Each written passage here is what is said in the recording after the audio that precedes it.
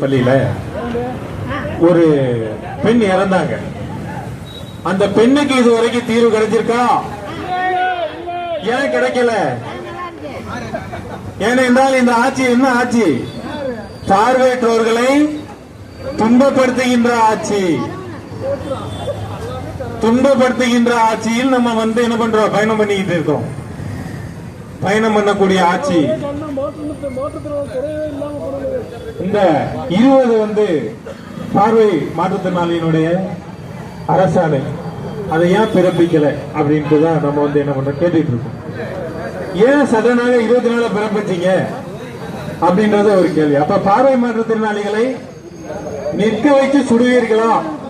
அடுத்து ஏனென்றால் இந்த பெண்ணுக்கு தீர்வு கிடைக்கவில்லை. ஏனென்றால் அடுத்தடுத்து ஒரு மாற்றுத்திறனாளிகளை நீங்கள் அமைதியாக சைலண்டாக நீங்க சுடக்கூடிய நிகழ்வு தானே நீங்க பண்ணிட்டு இருக்கீங்க.